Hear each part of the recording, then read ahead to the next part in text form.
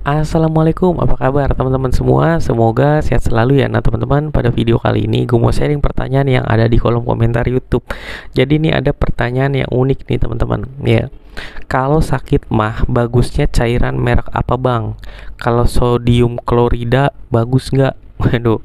Ya, jadi katanya kalau orang sakit mah bagusnya pakai cairan infus apa? Ya, sebenarnya ini adalah hal yang paling salah teman-teman yang beredar di masyarakat. Orang mikirnya kalau udah diinfus itu enakan. Ya, teman-teman kalau sakit mah ya itu baiknya kontrol ke dokter teman-teman. Ya, jangan main infus-infus aja. NaCl, itu nggak ada obatnya teman-teman. Itu tuh hanya cairan pengganti aja teman-teman. Ya, cairan pengganti bukan obat. Ya, kalau obat ya teman-teman datanglah ke dokter minta obatnya apa. Ya, kalau lambungnya sakit berketerusan ya udah berbulan-bulan gak sembuh-sembuh, nah itu kan harus diperiksa lebih lanjut, apakah ada perdarahan di lambungnya, apakah lambungnya ada yang rusak lah dindingnya, ada yang lecet segala macam dan lain-lain. Itu teman-teman harus datang ke dokter. Ya, datang aja dulu ke dokter spesialis penyakit dalam. Ya, coba seperti itu. Karena kalau di infus doang, kalau infus itu hubungannya itu kalau teman-teman diare, mencret berlebihan, ya kan dehidrasi, itu baru diinfus. Tapi kalau sakit mah itu nggak perlu yang namanya infus.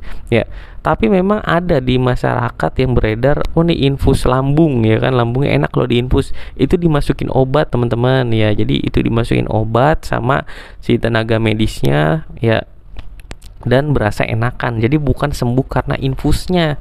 Ya, jadi jangan sampai salah paham. Ya, kalau teman-teman mau tahu apa ya tanya ke dokternya, ya itu obat apa yang dimasukin, seperti itu.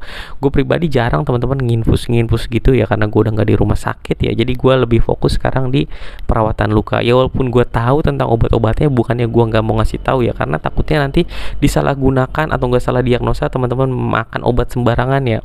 Dan kalau berobat itu jangan ke apotik teman-teman. Apotik cuma sekedar tahu obatnya. Tapi kalau mau berobat untuk menentukan diagnosa, teman-teman datangnya ke dokter teman-teman.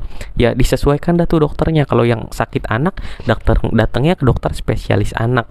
Kalau orang dewasa atau nggak sakit diabetes ya datangnya ke dokter penyakit dalam. Ya pokoknya disesuaikan aja teman-teman. Seperti itu yang bisa gue sampaikan. Karena kalau di apotek sendiri itu kan nggak ada pemeriksaan penunjang ya teman-teman ya. Takutnya teman-teman dikasih obatnya kagak cocok dan lain-lain, dan malah timbul komplikasi yang lain. Bukannya gue nakut-nakutin, tapi itu banyak yang terjadi teman-teman. Ya, banyak pasien gue diabetes juga berobat ke apotek minta obat ini ya, obat gula yang bagus dan lain-lain. Metabolisme setiap orang itu beda-beda teman-teman. Jadi gue tetap anjurkan kalau memang sakit datangnya ke dokter, disesuaikan dengan kespesialisannya masing-masing. Ya, butuhnya dokter apa. Sekian videonya kali ini dari gue. Sampai ketemu lagi di video selanjutnya. Wassalamualaikum warahmatullahi wabarakatuh.